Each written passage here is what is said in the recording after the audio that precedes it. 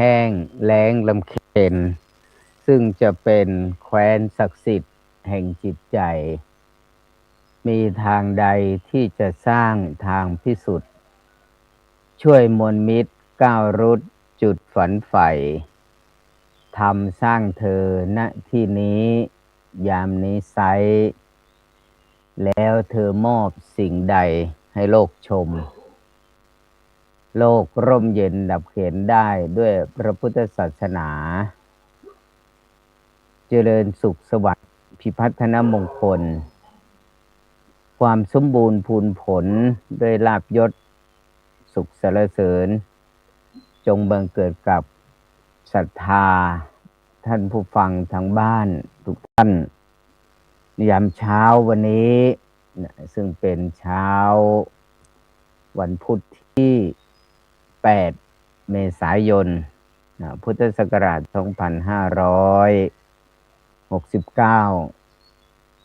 ตรงกับแรม 6 ค่ำเดือน 5 ซึ่งก็ใกล้ที่จะเข้าไปสู่ในช่วงเทศกาลแล้วในเช้าวันนี้ได้นำรายการธรรมะรับอรุณมาพบปะกับท่านผู้ฟังทางบ้านทุกท่านที่รับชมรับฟังทางด้านสถานีวิทยุทาง Facebook ทาง YouTube ที่ได้ออกเครือข่ายกระจายไปทั่วทุกมุมโลกในรายการธรรมะรับอรุณของเราซึ่งวันนี้ก็ได้มาพบปะกันอีกครั้งหนึ่งเพราะนั้นในเช้าวันนี้เช้าที่ใกล้เข้ามาซึ่งมีอยู่ข้อหนึ่งผมบอกว่าอันศีลทานภาวนาอยู่เลยละอุตสาหะสืบสร้างทางสวรรค์นิสัยส่งคงไม่นานครันเกษมสันต์แสนสุขสิ้นทุกภัยตื่นเช้ามาเราเป็นชาวพุทธก็ดีหรือว่านับถือศาสนาอื่นลัทธิอื่นก็ดีทุกคนมีความปรารถนาเดียวกันเนาะท่านผู้ฟังทางบ้านมีความปรารถนาเดียวกันเหมือนกันทุกท่านทุกคนว่าต้องการความสุขตรงเนี้ยสุขะตรงเนี้ยคำว่าสุขะตรงนี้ทุกคนต้องการแต่ดูในบริบทแต่ละบุคคลแต่ละพื้นที่เนี่ยจะไม่บริบทเหมือนกันแตกต่างกันตามวิถีชีวิตตามวิถีชีวิตเช้านี้ที่อำเภอบ้านโคกก็เช่นเดียวกันซึ่งในรายการเนี้ยได้รับการให้มาออกรายการธรรมารับอรุณโดยท่านพระครูโสพลปริยัติอาจารย์ด็อกเตอร์อาจารย์พระครูด็อกเตอร์ได้แจ้งให้เข้ามาร่วมเป็นสมาชิกในกลุ่มของรายการธรรมะรับอรุณบ้างรายการธรรมะสี่แผ่นดินบ้างซึ่งงานคณะสงฆ์ได้ร่วมกันไม่ว่างานศีลห้าของหนเหนือได้เข้ามาร่วมกันเพราะฉะนั้นในแต่ละพื้นที่ตื่นเช้ามาต้องการทุกคนต้องการคำว่าความสุขสุขะซึ่งมีคำพูดอยู่ทั่วไปแล้วเราได้ยินสุขีสุขขังสุขคารังสุขคาโรอะไรก็ว่ากันไปตรงเนี้ยแต่ความสุขในใจของคนเราที่เกิดขึ้นมาแล้วสุขะตัวนี้บอกว่าสุขขอไข่ถ้าสุขกอไก่มันก็ออกเสียงเหมือนกันแต่ความหมายแตกต่างกันออกไป เพราะนั้นรายการธรรมรับอรุณในยามเช้านะซึ่งก็สลับสับเปลี่ยนกันนะสำหรับรายการธรรมารับอรุณนะสลับสับเปลี่ยนพระอาจารย์หลายรูปที่ได้มาออกรายการนะส่วนอาตมาก็ออกในวันพุธแต่ไม่ได้ทุกพุธจะสลับกันกับหลายรูปนะตามผังรายการเพราะฉะนั้นตื่นเช้าความสุขทุกคนปรารถนานะสุขแบบยั่งยืนหรือว่าสุขแบบชั่วคราวนะเพราะนั้นก็บอกว่าโอ้เช้านี้ดูภาพแบ็คเก่าด้านหลังก็คือสวนผักนะสวนผักออร์แกนิกที่ปลูกโดยไม่ได้ใช้ปุ๋ยเคมีทั่วไปจะปลูกแบบธรรมชาตินะเป็นผักที่ออร์แกนิกว่างั้นนะที่ท่านทั้งหลายเคยได้ยินได้ฟังกันปลูกแบบธรรมชาติปุ๋ยธรรมชาตินะปุ๋ยขี้วัวขี้ควายขี้ไก่อะไรเหล่านี้แหละนะเอามาใส่ แล้วคนท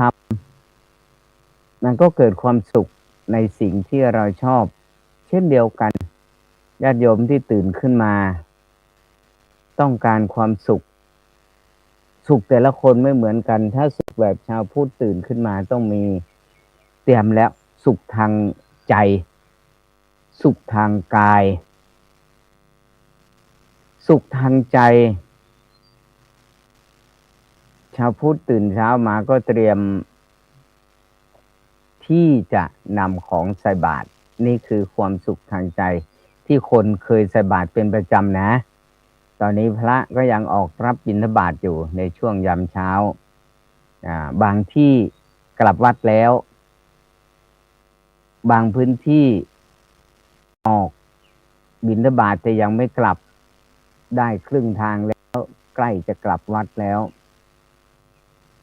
ความสุขของพระก็ได้ออกโปรดสัตว์ความสุขของญาติโยมได้ใส่บาตรพระได้ทำสิ่งที่ดีสิ่งที่เป็นมงคลนะบอกว่าความเป็นมงคลมันเกิดขึ้นจากตรงไหนนะความสุขของพ่อค้าก็สุขอีกแบบหนึ่งความสุขที่เรามีอยู่หลากหลายในสังคมปัจจุบันเลือกญาติโยมที่สุขอยู่ตอนเช้าโอ้ยวันนี้ได้ใส่บาตรแล้ววันนี้แรม6 ค่ำเดือน 5แล้วใกล้จะสงกรานต์แล้วบางท่านบางคนก็บอกอยู่ไกลเตรียมงานเตรียมอุปกรณ์เตรียมสิ่งของที่จะกลับมาเพื่อจะได้มาบุญที่บ้านมาทำบุญ2 ประเภทนะทำไมต้องบอกว่า2 ประเภท2 ประเด็นทำบุญกับพระที่อยู่ในบ้านกับทำบุญกับพระที่อยู่ในวัดอันนี้ความสุขของคนเราความสุขของโยมที่ตื่นเช้ามาได้ใส่บาตรเห็นพระคุณเจ้าได้เห็น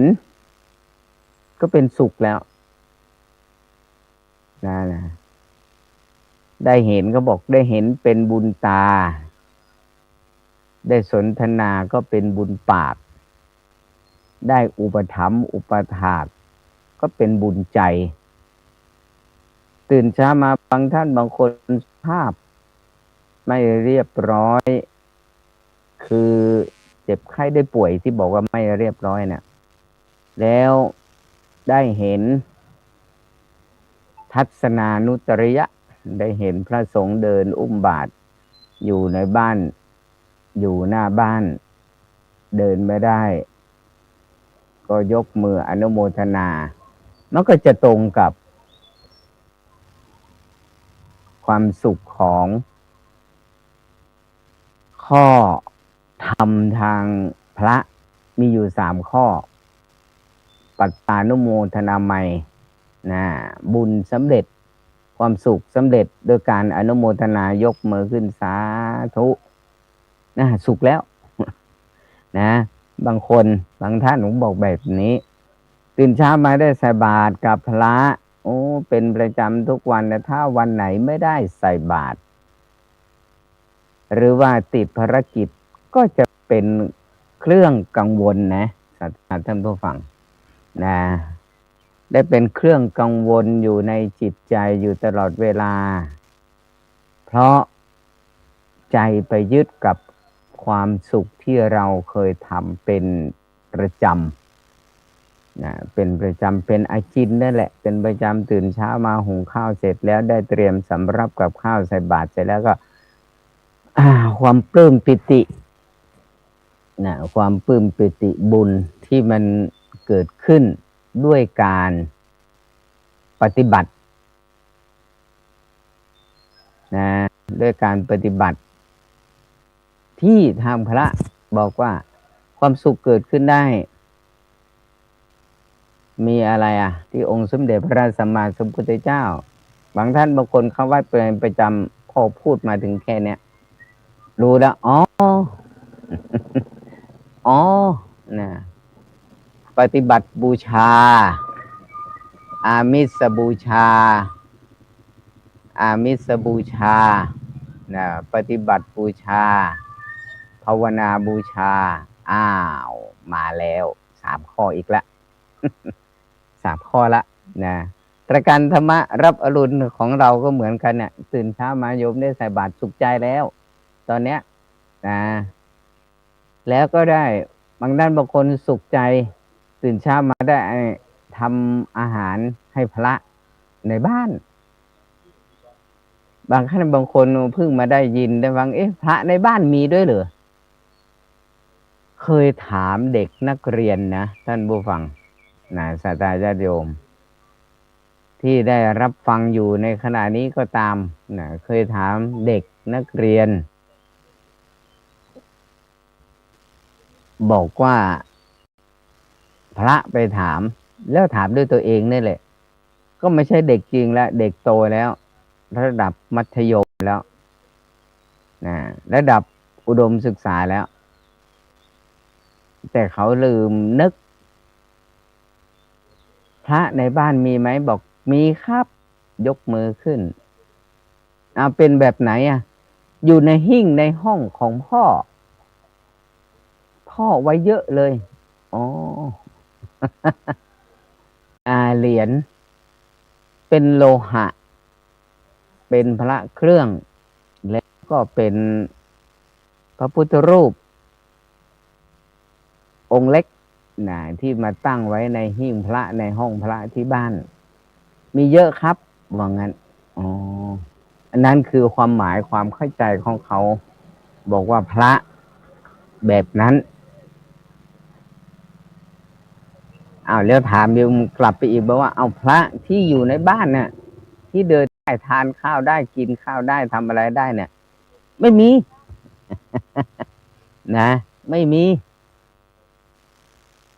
อันนี้เราก็มองได้เลยล่ะว่าแสดงไม่ได้เข้า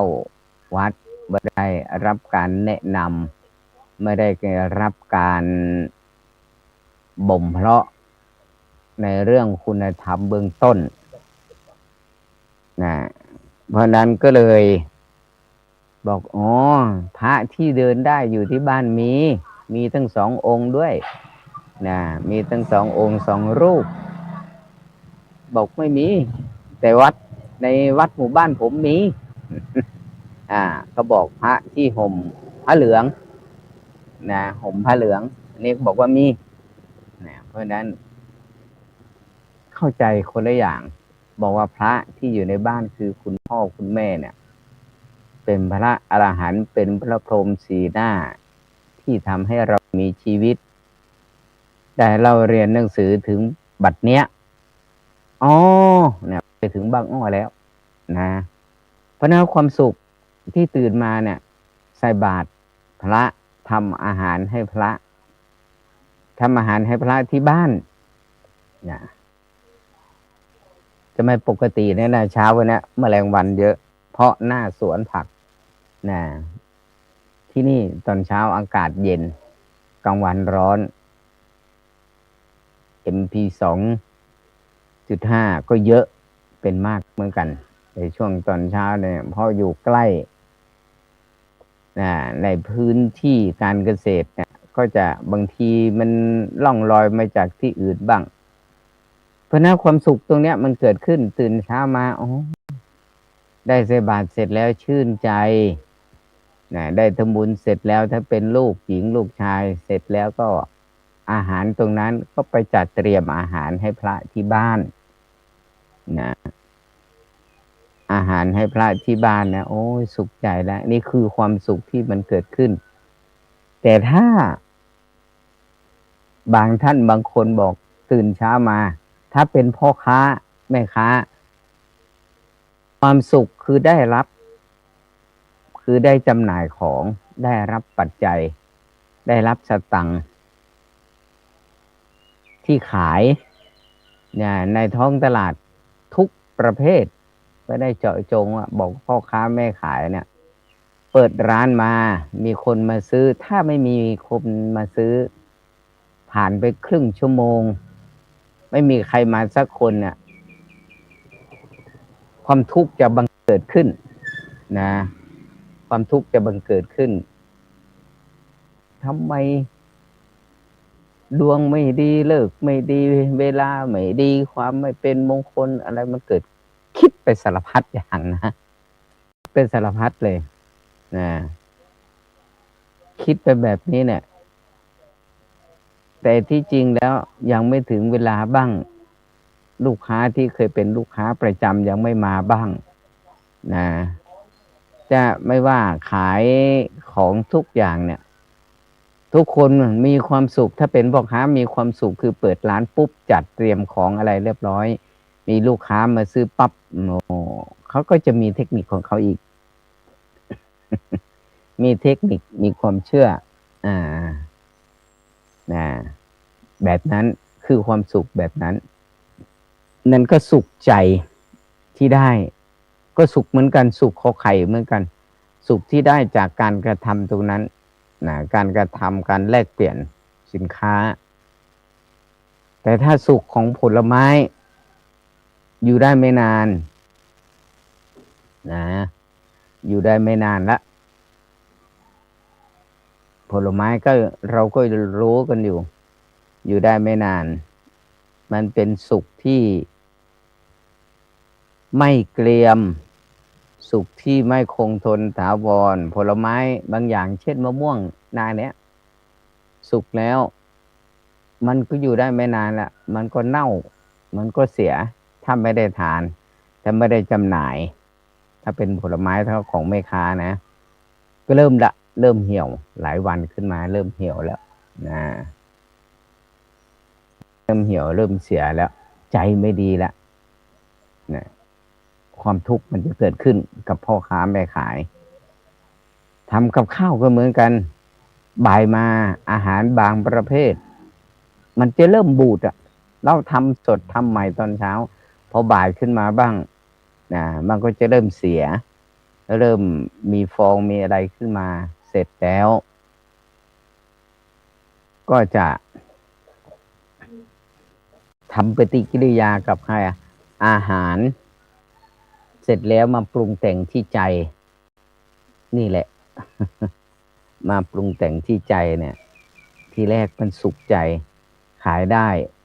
พอยังเหลืออยู่ติดในเหลืออยู่ในหม้อเหลืออยู่เยอะไม่ใช่เหลือแค่ติดหม้อนะกังวลละเริ่มความทุกข์มาแล้วมันสุขได้ประเดี๋ยวประดาวอันนั้นคือสุขของอาหารสุขของผลไม้สุขกอไก่นะ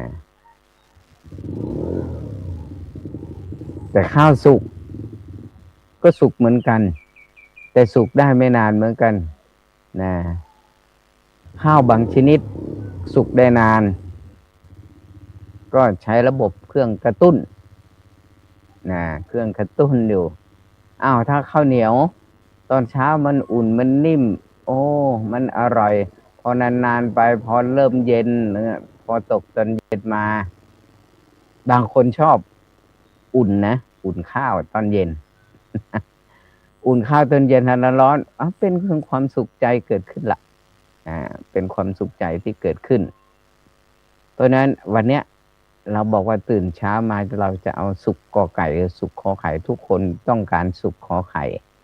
สุขที่แบบอยู่ยั่งยืน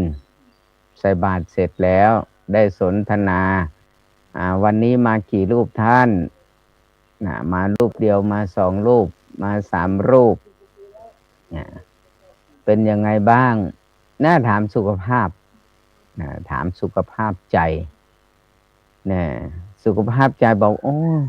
วันนี้ได้ทำสำรับกับข้าวแล้วได้ใส่บาตรแล้วเอาละสุขละอาตมาสุขใจละผมได้รับพรอาตมาก็สุขแต่ถ้าไม่เห็นหน้าโยมกังวลเป็นกังวลนะเป็นอะไรเจ็บไข้ได้ป่วยเป็นมากไหมไปโรงพยาบาลหรือว่ามีอะไรผิดปกติไหมความกังวลมันเกิดขึ้นท่านผู้ฟังก็เช่นเดียวกันนะถ้าได้ใส่บาตรแล้วเห็นพระแล้วสนทนาแล้วนะ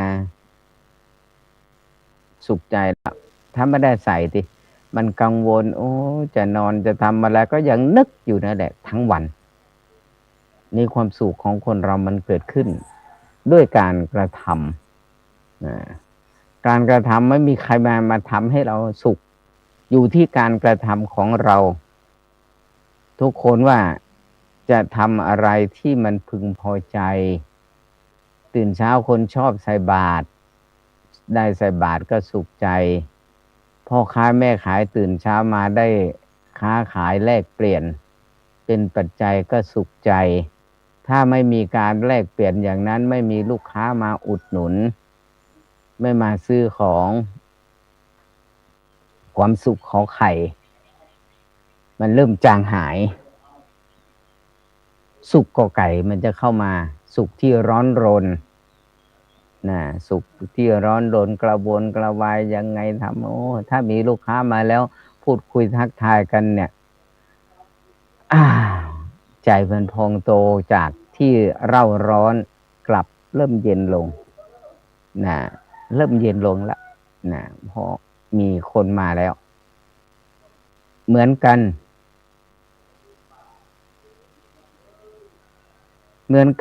ในยุคปัจจุบันเนี่ย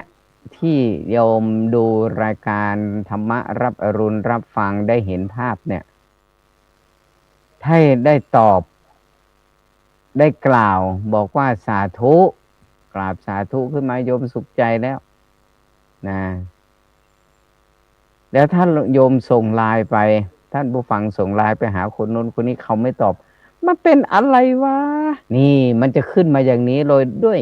สัญชาตญาณเป็นอะไรวะไม่ว่างทำไมไม่อ่านไม่ดูไปทำอะไรอยู่เกิดวิตกกังวลไม่สบายหรือเปล่าถึงเวลานี้ต้องตอบนะแต่ไม่ตอบผิดเวลาไปเอาละเป็นอย่างนั้นไปเอาละเป็นอย่างนั้นไปอย่างนี้เป็นแบบนี้ทีแรกสุขใจได้ส่งได้บอกได้อวยพรคล้ายวันเกิดของแต่ละคนแต่ละสมาชิกแต่ละคนที่อยู่ในกลุ่มพอทักไปหาคนนู้นตอบมาก็ยังดีอยู่เขาจึงมีบอกว่าตื่นเช้ามาอย่ารำคาญในการทักไลน์บางคนเปิดมาตื่นเช้ามาเปิดเสียงไว้นะดังต้องต้องต้องเกิดความรำคาญหรือเปล่าเรื่องงั้นจากการเป็นสุขกับการเป็นทุกข์ไม่สบายใจสุขไม่ขึ้นมาละสุขไม่เพราะนั้นบางคนก็วางไว้ได้ยินเสียงปรับแล้วก็ ก็นั่งดูอ๋อตอบมาแล้วแจ้งมาแบบนี้เป็นอย่างนี้ทำภารกิจอย่างนี้อยู่รายการต่างๆของทางสถานีของเราก็เช่นเดียวกันไม่ว่ารายการธรรมะทำเป็นทีมรายการธรรมะสี่แผ่นดินรายการธรรมะรับอรุณวันนี้ถึงรอบของอาตมาความสุขมันเกิดขึ้นตรงนี้ได้ฟังนะแล้วก็โยมที่ออกรายการกันธรรมะสี่แผ่นดินที่อยู่อะไรพะเยาหรือเปล่าพะเยาหรือว่าลำพูนนี่แหละที่ออกนานแล้วหลายวันหลายเดือนละแต่จำได้อยู่ที่เป็นโยมแม่เรียกทักกันบอกว่าอะไรโยมแม่เสี่ยวอะไรนี่แหละนะบอกเกิดปีเดียวกันเดือนเดียวกันอายุเท่ากันว่างั้นอ๋อความสุขใจได้ทักทายได้ทักทายกันเช้านี้ก็เช่นเดียวกันที่ได้ทักทายกับศรัทธาท่านผู้ฟังทางบ้านที่ฟังแล้วก็ดูไลฟ์สดอยู่อย่างนี้นะเพราะนั้นตอนเนี้ยใกล้จะหมดเวลาแล้วเหลืออีก2 นาทีตื่นเช้ามาที่บอกว่าอันสินทานภาวนาอย่าเลยอย่าละอุตสาหะสืบสร้างทางสวรรค์นิสัยส่งคงไม่นานครัน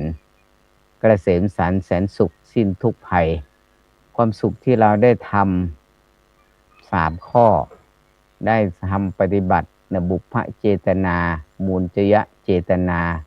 ปรัมประเจตนาอันเนี้ยตื่นเช้ามาได้ฟังได้ทำได้ประกอบด้วยมือเสร็จแล้วสุขใจนะใกล้เข้ามาทุกขณะเพราะนั้นในท้ายที่สุดเนี่ยของรายการก็ต้องนำรายการธรรมะรับอรุณจากศรัทธาท่านผู้ฟังไปก่อนมีโอกาสได้มาพบกันอีกก็ดูในตารางแล้ววันที่15หรือเปล่านะจะสลับสับเปลี่ยนกันเพราะนั้นก็ในท้ายนี้ขออำนวยอวยชัยให้กับท่านทั้งหลายจงประสบโชคดีมีร่างกายอุดมสมบูรณ์ปฏิบัติหน้าที่ของแต่ละท่านแต่ละคนให้สมบูรณ์พูนสุขด้วยกันทุกท่านทุกคนเทินขอเจริญพร